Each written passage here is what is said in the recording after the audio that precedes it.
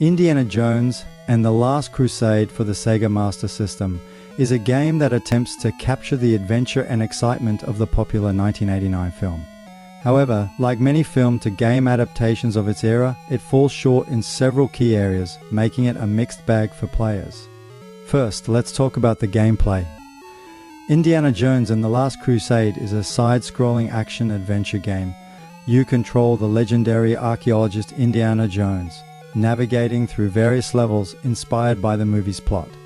The game includes levels set in the catacombs of Venice, a Nazi castle, and the desert, culminating in the final showdown at the temple housing the Holy Grail. The diversity in level design is commendable and adds a certain charm to the game. However, the controls are a significant drawback. They are often clunky and unresponsive, which can be frustrating when precise movements are required. Jumping across platforms and avoiding enemies can feel more difficult than it should, leading to unnecessary deaths. Combat is also a mixed experience. While Indy has his trusty whip and a gun, using these weapons effectively can be a challenge due to the awkward control scheme. The graphics in Indiana Jones and the Last Crusade for the Sega Master System are decent for the time, but they don't particularly stand out. The character sprites are recognizable, and the environments do a good job of replicating the film settings. However, the color palette can feel a bit dull, and the animation is quite basic.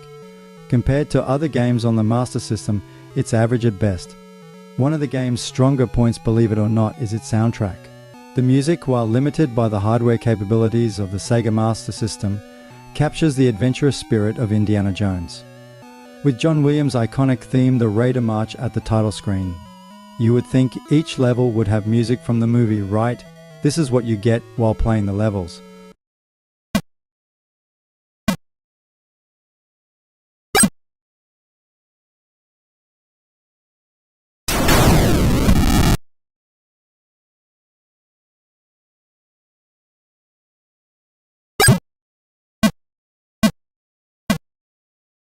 Such a waste considering how amazing the movie soundtrack is.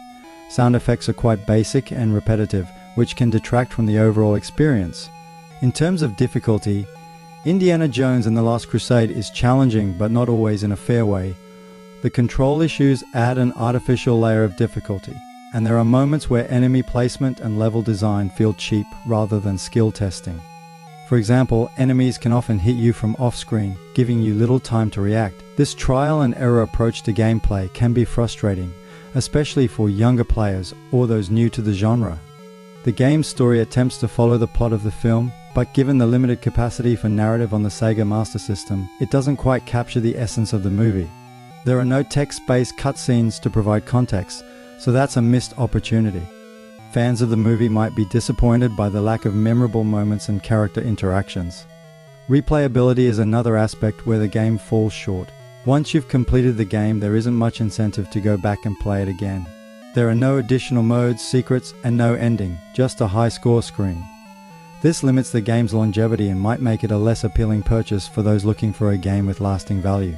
Indiana Jones and the Last Crusade for the Sega Master System is an average game that has some enjoyable moments but is marred by several flaws. The control issues, basic graphics, and unfair difficulty spikes hold it back from being a great game. However, fans of Indiana Jones and retro gaming enthusiasts might still find some enjoyment in it, especially if they have a nostalgic connection to the franchise or the era. For those looking for a polished and engaging action-adventure game, there are better options available on the Sega Master System.